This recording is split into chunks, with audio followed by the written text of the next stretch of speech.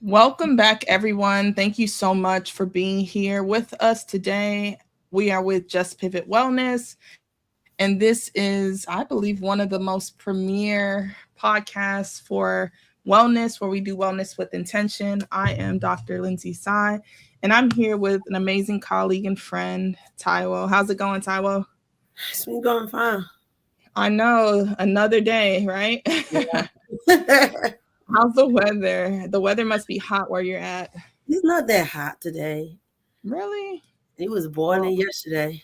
Today's yeah, kind it's boiling for us here, of but I think we're bringing all the cool breeze and the cool vibes. How about that? that's great. Wonderful, wonderful. So today we're going to do things a little bit different. As you know, we've been talking on our series, High Achieving Women. But I can't help but notice that there are a lot of things that are taking the airways that call for our attention and perspectives so that we can give a fresh take and fresh ideas for what's going on, not just in the world, but also locally in our own backyard. And so, our viewers, we want you all to bear with us today. We know that this is fresh, it's new, but we think it's a great conversation to have as clinicians. Tyler, she has background as a nurse, a registered nurse, doing some big things where she's at. And I'm a practicing licensed therapist. So I'm a clinical therapist. And so I've been in the work for years, the same with Tylo. And we've seen the ups, the downs, the ins, the outs within our profession. And I believe, when we talk about this in the space of public health, I just believe that we can definitely breathe life into these topics and begin to bring a new and fresh perspective. So today we have two topics that we want to talk to you about.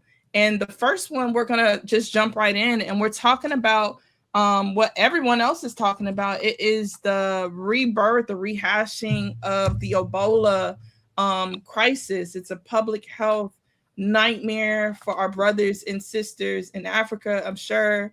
And so we're going to go through this article. This is an article that we've written. This is by way of the BBC. And the BBC, they published it about 2 hours ago. Let me refresh it. I pulled this about still 2 hours ago, and it's hot off the press. And I was shocked to see it when it came through the airways. But the title says a lot in and of itself. And so it starts off with saying, just the U.S. bound plane diverts to Canada after person from Ebola hit region boards in an era. An error. I sound like I'm from New York right now. From an era. So a plane from Paris to Detroit was forced to divert to Canada after passenger from Ebola hit Democratic Republic of Congo boarded the plane in error, officials have said. U.S. entry restrictions aimed at limiting the spread of the deadly virus meant the passengers should not have boarded the Air France plane, the U.S. Customs and Border Protection Agency told the BBC. And so I want to pause before I even go any further, Taiwo, just to kind of talk through, how does a passenger board a plane in error coming from one of the most traveled places in the world, Paris? I'm sure they're coming from Charles de Gaulle Airport. I've flown through that airport many of times. And so how does a person, board a plane in error to go to their final destination, or what they may have appeared to be their final destination? You got any thoughts on that? Yeah, and it's kind of shocking. Mistakes happen, but that is a costly and negligent mistakes to me, Right. because now we have, by the, because of somebody's mistakes, we have exposed other people to something that is really we're supposed to be contained in a place that needs, to avoid spread it. That is a total negligence for me as a clinician, and the way I see the last pandemic, how it rolled out, how what we did in the area that we failed will make it worse. This is not the time that such mistakes should be made.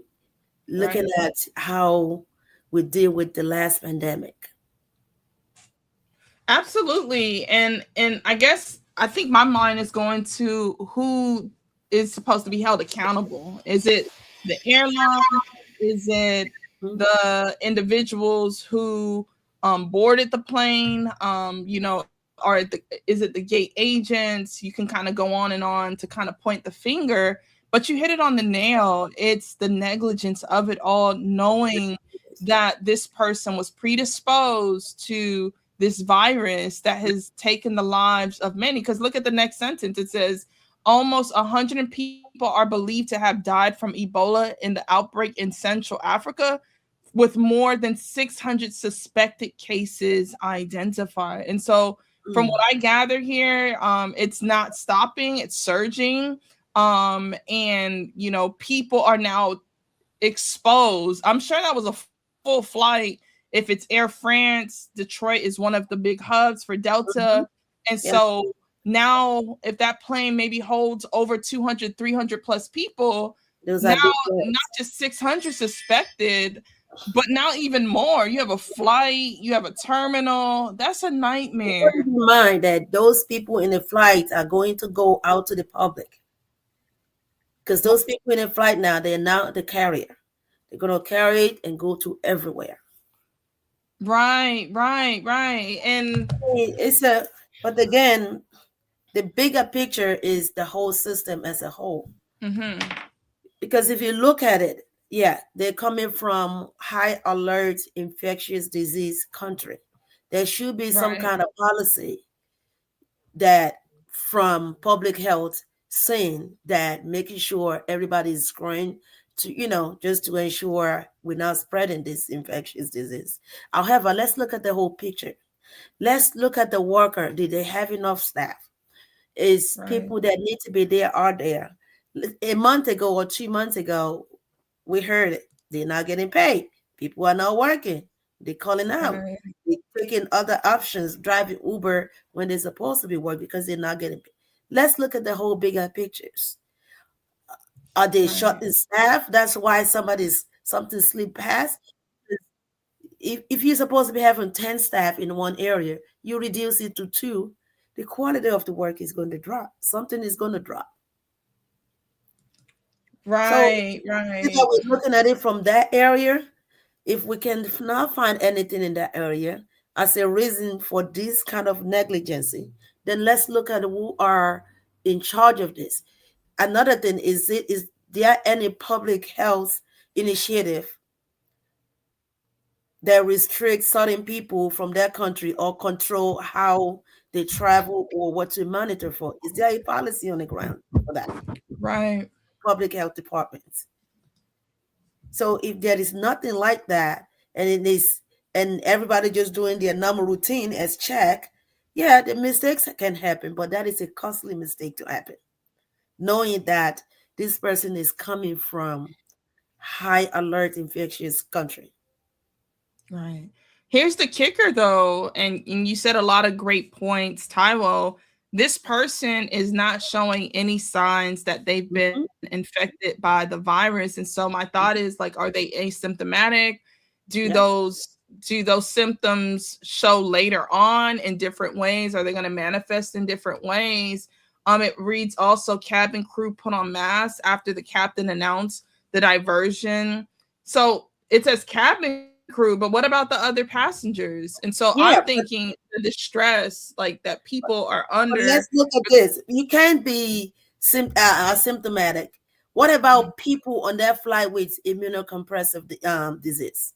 Mercy. What about people on that flight that they are cancer patients? They are serious cases that destroy your Mhm. immune system cases. Now you know it's going to hit them very bad Right. compared to somebody that's minimally healthy.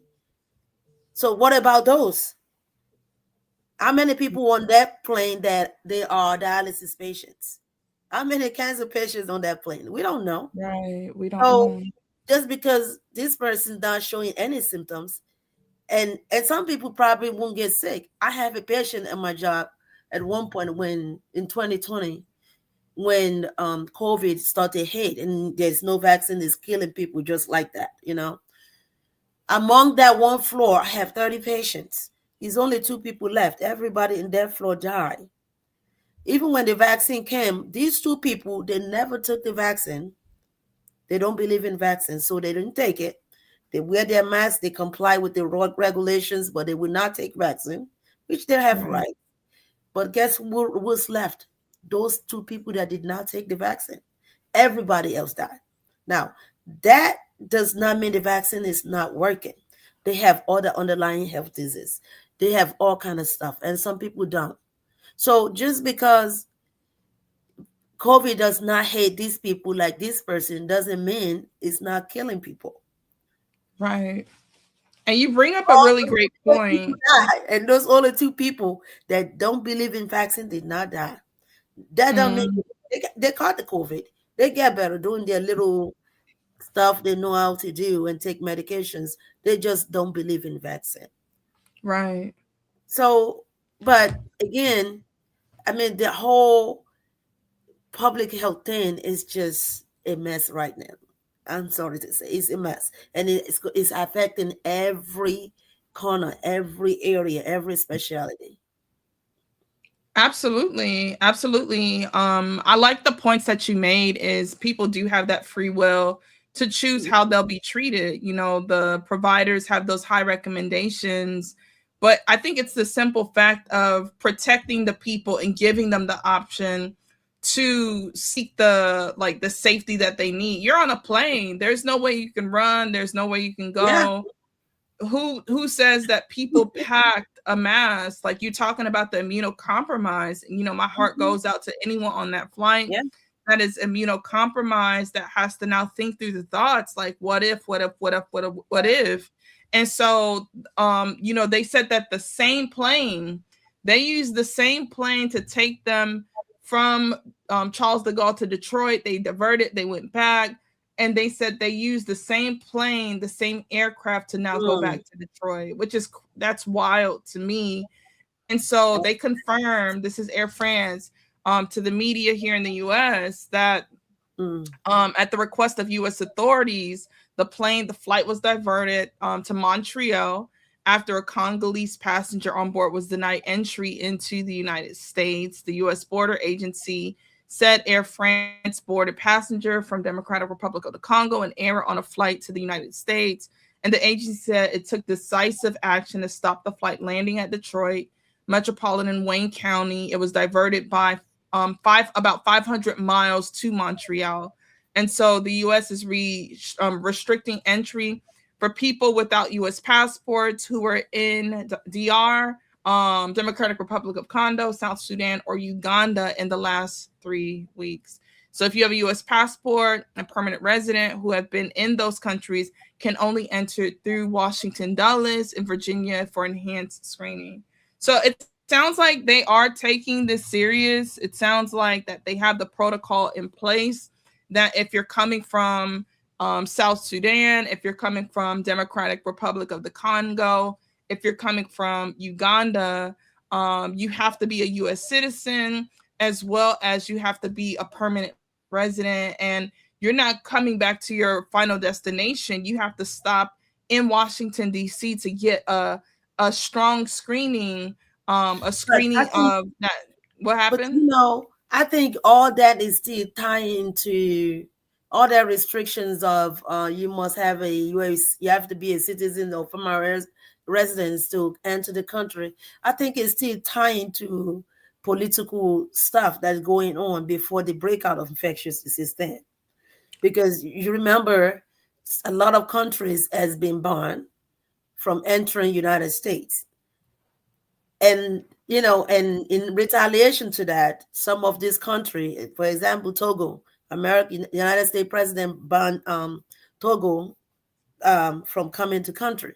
Togo retaliate back the same way and say, hey, we ban all Americans. You cannot come to our country with American passports. So that can help contain the infectious disease, but I still think it's still tying into country retaliating against each other from political stuff that is going on.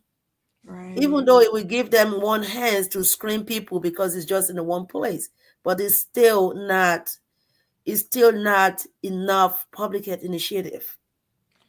Absolutely. So, what I hear is there could be other factors that tie into some of the protocols that they are enforcing, whether it be tied to political, whether they are, trying to really set up a system where they screen people to see who's a U.S. citizen, who's a permanent resident, to kind of send people back to get their own quarantine. There are a lot of factors that are definitely tying into this. So I want us to kind of bring it to a head, and the why that we're talking about this. Just because I think we brought up some really great points. It's how are they ensuring that they're protecting the safety of people, right? I think that's the most important part. We saw what happened in the breakdown of care in some regard during the 2020 pandemic. And so your concern is, man, like, we hope that we set up the proper protocol and the spaces so that we won't unleash something like this that happens in America, because it's already, climbing over in Africa. Is that some of your concerns? Yeah, yeah. And even though living out, let's leave out the political stuff alone, because there was Yeah. no political issue before the COVID come. But Mhm. how do we prepare for a breakout like that? What I'm saying now is there's no enough preparation to handle such breakout. The last pandemic, after 2 days, we're running out of gloves. We're running out of gown. We're running out of PPE. 2 days into a pandemic. So my Mm, question now is, how are we prepared? Because we can do everything we want to do right there at the port and screen people. A lot of people are carriers, but they don't get sick just because their immune system or whatever. But they can make other people sick. So we right, can do this screening at the port of entry from now to tomorrow. A carrier will always be a carrier without a right. symptoms. We have a lot of people that we have COVID, but they never show symptoms. Mm, So if they're screaming at the port, what of people that does not show symptoms, but they are carriers? right, So my question now is, are we prepared? What are we doing? What are we telling our public to do? What by now, every ed facility should have been having infection control person to put right. out on in service, mandatory in service on what to look Mm, for, how to protect yourself, how to protect your right, patient, how to protect people you're going home to. right. And I've, I've, how do I've seen, nurses advocate for that? And I can also, do some advocating, from a therapist point of view for clients that are in the medical field. Just, if they present with, concerns, empowering them to self advocate, to put out without sending. Because here's the thing, you don't want to send out an alarm bell, but I right, think you have to send out an alarm bell because these things are constantly, facing us. If it's not, Ebola, it's the norovirus, it's the people on the cruise ship. They have to yeah, stay on a ship for extended periods of time in hmm, isolation. That can weigh heavy on someone's mental health.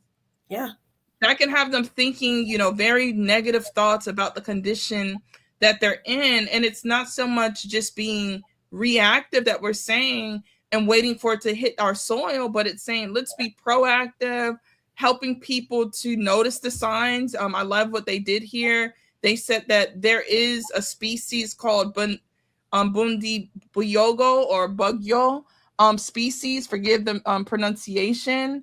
Bundi Bugyo. I think I got it that time. And it says, what you saying? it's one of the species of the virus that they have no vaccine for it yet. It You could take see, up to 9 months before a but they make vaccine the is vaccine same way ready. as COVID. Look at the period it takes to make the vaccine to get it to start active. Once they start rolling out the vaccine, you see the mortality rate slow down. Then people Right, are getting sick, but they are not dying at the rate of before the vaccine. So now, if right. it takes 9 months to make this first vaccine, how many millions are we looking to lose? Mercy, mercy. God forbid, man. God God forbid it forbid. happen, but I believe Right. we But should those be are able real to think. realities. That's the reality. We don't want to send a negative message out. However, it happens. Absolutely. You know And how you've many? seen it firsthand. Yeah, you know, we saw it first, and you know how many months COVID been out here before they can declare it's a COVID? Because Mm, after they declare it, then we flash back. Damn, that patient died. When looking at the symptoms now, they say it's COVID, but it's the same COVID. It's the same symptoms a few months ago, but nobody know what is wrong with these patients. You see what I mercy. mean? So you were So already exposed to it. You were yes, coming into the rooms with no mask on, no PPE. because nobody is telling us what it is. Nobody know what it is. We keep hearing it's a fever, it's a pneumonia. It's by the time it was declared, the whole world exposed already. Hmm. Wow. And we look at the same symptoms that take people's lives. We don't know. They're doing all kind of treatments, but again, it doesn't help them. Then we're looking again a few months later. Oh, is it COVID? But it's still Right. the same few months ago, but nobody know what it is. So what are we treating? Right. So I think it's a huge topic here. It's a huge something, but I think preparation is the key here. We I love I it. don't see any preparation yet to be to be able to enough for pandemic. God forbid we see pandemic again. We're I don't and that's another conversation for another day. I think what we take away from this conversation is preparation is key. Yeah, So how do people prepare mentally for a yeah. situation like this? Learning Because how people are to still traveling. People still traveling. People, we can't hold everybody hostage just because. So I think what we can give our people here is what to look for. What are the symptoms? What is the symptoms? Same way as COVID symptoms are similar to symptoms for pneumonia. Now, is these symptoms are similar to other infectious disease also? So what we can tell our people is what to look out for. If you have the symptoms, even when you don't know what it is, it's better you protect yourself. It's better you go somewhere and get checked out. Don't just assume, oh, I had fever last year, I have pneumonia last year, because a lot of people back then they thinking they have pneumonia. It's actually COVID until they start testing. Mm, right. But here's the thing, Taiwo. People are looking at the news and they're panicking, Yeah, or they may have some flashbacks from what happened yeah, in 2020, oh right? And so the reality is it's finding time to kind of manage how much media we consume, because it's not just the news. You have yeah. people going and doing breaking news on social media like Mm-hmm. TikTok, Instagram, YouTube, you name it. And so finding times to, ground yourself to say, hey, like, I can't control what's happening, but I can only control how I show up in it and protect me and my family. Again, preparation. When we notice that something is happening, don't wait until we're Mm-hmm. starting to vomit. If you notice there's a headache, obviously headaches come and go depending on what's going on. If you notice you're fatigued, a lot of people are fatigued, but Mm-hmm. you're not fatigued and have the sore throat every day. That's different.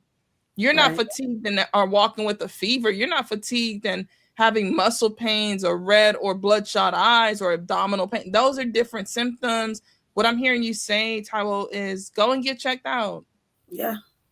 Bring your piece down to know, get the data, get the test run so you can Mm-hmm. know how to properly care for yourself. That's a part of self care. Yeah. It's a part of shared care and community, but more importantly, self care, and not bypassing different feelings that are not our norm. I have another topic for us today, Taiwo, and then we'll wrap on up with some kind of calls to action. The next topic, it's a, it's a, it's a hot topic. Can I say hot topic on here? Yeah. Um, it's a hot topic because it highlights a name that many people have been hearing, especially in Black and Brown communities, about Cheyenne Bryant. Mm, Cheyenne Bryant, she has claimed that she's a doctor of mm, psychology and that she has done clinical work, right? And so over the past couple months, weeks, days, she's been experiencing a lot of backlash because of her not, I guess, her stance on not showing her credentials to the public. For, I can give like this point of view. If you're a nurse, right, people kind of take it for face value and say, oh, Tyrell, you're a nurse. They may see your uniform, they may see some of the other instruments you use to conduct your job, right, some of the tools, right? But there are a lot of stories where there are scam nurses out there, mm-hmm, scam degrees, right? And so it's incumbent upon the medical system to now demand, like, verifying, let me make sure you went to the program, whether it was an associate's, a bachelor's, whether you got a technical program that you went to get your degree or your license, your certificate. You have to produce it, right? Because no field is absent of someone defrauding the system. And I think that's where the backlash is coming from, because in this particular case, she has said that many times that she sees, she has coaching and she's no longer wanting to be a part of the licensing board because she wants to do therapy in her own way. And so I wanted to hear your perspective as a nurse. How do you all navigate these kinds of situations, or how would you navigate this? Knowing that there are people who are clinicians side by side by you who may face the scrutiny of, man, you got a Cheyenne Bryant who is out here with quote unquote false credentials. But how do nurses gatekeep your profession? How do you gatekeep your profession? um, yeah. Um, just because she want to be named that title doesn't make her have one. However, there is policy and procedure and evidence-based practice on everything we do as a clinicians. Our practice are not evidence-based. Our practice, Charlie Brown practice is just only our own idea, only our focus. How can we validate what you're practicing? Mm, Who are the body that validate your practice and and ensure that he met up with the evidence-based practice of what we practicing, or people that are practicing what she's saying she's practicing and doing better than people that actually hold the degree. So our practice is only our visions, which yeah. we cannot compare with something we call evidence-based practice, has been through several scholarly procedure stuff that confirm that, okay, when nurse make the procedure like this, that's the right way, this happened, this we prevent this. Who is Mm, doing that on her side, on what she think, what she knows, or what she's been practicing? Just because she's been practicing it, it worked for her, does not mean it's the right way to do things. right. So for me, I think that's a slap in the face for people that actually take their time, the discipline, give their life away to actually earn the degree in a proper way. Because I've been to school, I know what's the struggle. Okay. And I'm still struggling. Okay. So if she's this good on her side, I think she should carry that and just go earn the degree Right. and cut off all this. And my ways are better. And we see this in our field every day. A lot of people will come in, family will come, friends or co-worker that don't do what you do, but again, they want to tell you how to practice. They want to tell you how to do it. Like, and if you don't do it their way, which is contrary to your license or your, what you're supposed to be doing, then it's a trouble. But again, the standard of practice remains. Right. I see this all the time at work. People that don't do what you do or not licensing to practice what you practice, politely, I let them know this is the scope of my practice, and I'm going to remain in within that scope of my practice Right. and keep the standard that we were taught, we certify to practice, and we license to practice in. Hmm. Here's the problem I have with this situation. Two problems. The first problem is how we allow stuff like this to go on for a long time Mm-hmm. without checking it head on.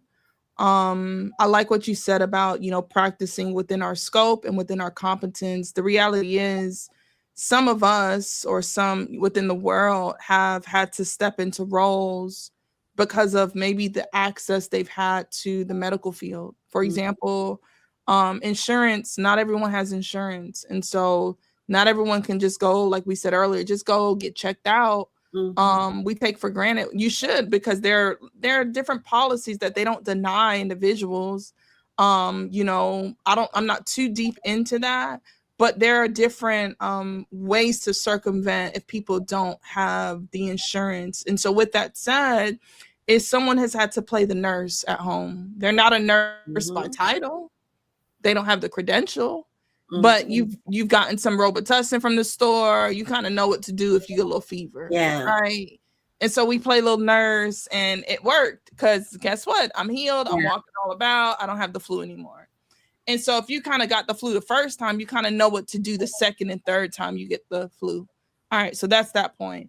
And so when you have situations like that people have tested and tried working through a problem or crisis, and so now people can now assume that I can take on this identity without going through the proper channels, for them to be credentialed, right? And so here's the issue. There's a lot of harm happening in the medical space, whether people are going to the garage to get veneers, whether people are going, you read the stories all the time, you're going to the basement to get the BBL. People are going to the back room to get the Botox. No, this is serious stuff. This is Oh serious God. stuff. And people are being put in harm's way because obviously, aesthetically, things that they want and are trying to get, and it's not affordable. And so they fly overseas to get things done. But it Mm. doesn't take from Yeah. the fact that, hey, people have to be credentialed in order to serve people. And there, again, Yeah. I go back to the harm and going back to my previous question of how do nurses or clinicians, how do we gatekeep the field? Because when people are practicing out the scope, not everyone could be called doctor, because there are different types of doctor. There's a Yeah. medical doctor, there's a doctor Mm-hmm. of philosophy, there's a Mm-hmm. doctor that goes to a certain discipline, right? But Right. there's a psychologist, a psychiatrist, right? And so these names are protected. So I guess people hear Dr. Dre or Dr. Seuss, right? And they just start running with it. Well, Dr. Seuss can be called that, or Dr. Dre can Right. be called Right. that.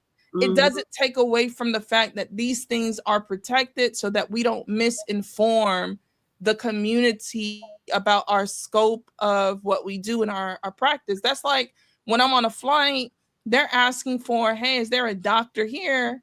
I'm not a medical doctor. I'm not going to dare raise my hand. Why would I raise my hand? Why? Just why? Why would I raise I mean, my I think hand? it's just the way we as a people, we normalize something that is abnormal because it's been Mm, done for so many, or the way the name sounds. right. You doctor everywhere. But it's not really so. But just because they hear that word doctor, they're not clicking the differences. They just hear the doctor, they're on. Right. So I think it's just the way we are. Once things something going on for a long time, times we tend to normalize it as if it's Right. normal when it's actually not normal.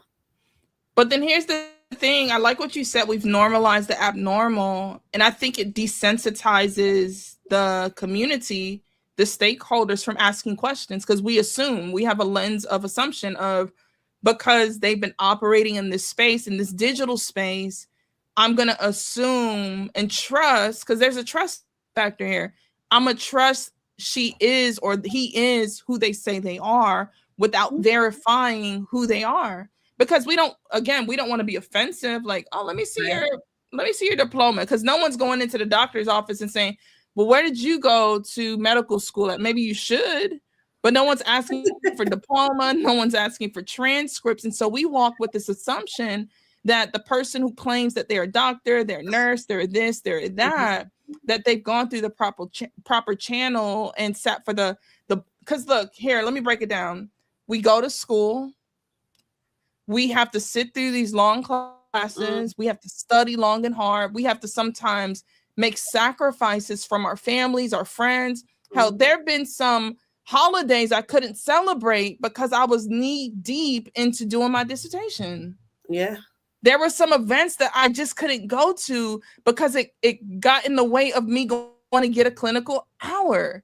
And so for some degrees, they're spending some hours there. I know to be a counselor, during the COVID time, we adjusted it to 700 hours, but we needed 1,000 hours before I graduated from my master's program. 1,000. 1,000 hours of face-to-face contact and indirect and direct contact to see clients. That's not on the other side when we are provisionally licensed. Like nurses, y'all can take the NCLEX, you're in the field. Yeah. We take our licensure exams, but we still have to sit under supervision, see clients, and get the nod of approval by taking the test and all the other stuff that comes with it before we can claim and say, I'm a fully licensed clinician.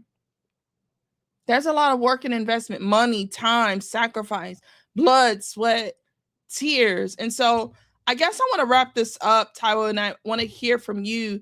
What is a call to action that we can give to our viewers and our listeners today when it comes to, how we begin to investigate and separate who is the fake from and the phony from the person who has done the work, and they are the ones that are credentialed and licensed or in progress to get it. It's not to say she can't go back and do it. I don't know her credentials. All of this is alleged. I want to say alleged. This is just based off of what we are seeing on social media, but it's a news story that's worth talking about because there are people coming behind us that may think, again, what you said, they've normalized the abnormal to think, I don't have to go to school. I can just be an influencer. I can just have an aesthetic. I can just have a story. I can just help do a template off of ChatGPT. I can sell it as a digital download. What? Nah, that's not how it works. So what's the call to action today as we wrap up? I think that what people can afford also contributes to what kind of people people want to run to or to serve them when they are in need, especially when they don't have resources they need. They're not looking for no credentials. They just want to get help. Right. So, however, it does not erase the fact that you are practicing under something you're not qualified to do. Right. So I think what we want to say to our people is be mindful. We run to, if you have to check or ask somebody that have knowledge of how to find out if these people are really doctor, they can help you. Then I think we need to be doing that. Get out. Get out. Absolutely. I hear little one is with us, right? And so here's another thing that I want to highlight as we wrap up. I like what you said, that people, they sometimes are not asking these questions because they need the help, right? And so that's valid. Another thing I want to add, this is the call to action for everyone, Cheyenne, Bryant, that's out there. We need 5 to 10 clinicians or professionals to combat that. Because, there's just a lot of influencers in these spaces. They mean well. Like, I have nothing against these people. I never met them a day in my life. If I were to see them, I'd probably become a fan, an instant fan. Just take a selfie picture and move on. But for every one of them, we have to really be public facing with our knowledge and skills and get through and I hear this a lot amongst colleagues and peers, the imposter syndrome that may come from wanting to be in these spaces and to be authoritative voices and the experts. And so I think imposter comes from the feeling of we don't know, but I think we know, and maybe giving language that helps us to feel confident and comfortable to communicate the knowledge that we know. That combats imposter right there. We know what we know. It's if we don't know it, then get to know it and acquaint it with it so that we can share it in ways that they're good for the ears and people can hear it without sounding too scholarly and academic like, but it's put in layman's terms for the common people. And I think they've mastered that. The likes of Cheyenne Bryant, where they've mastered the storytelling, they've mastered the aesthetic, they've mastered being able to have the hook and to bring people in. And we can do the same. I believe, in the digital space, it's a call to action to say, hey, dust off your microphone, wipe off your camera, go into your little platform, do a mini live so that you can not misinform, but you can inform individuals on what they need to know so that we can be more vocal in this space. And so I appreciate you, Taiwo, today for having this conversation with me. Man, this was fun. We got to do this again. You're on mute. Oh, yeah. We got to do it again. Until next time, you all take care and we'll see you around. I'm so sorry. I have to mute.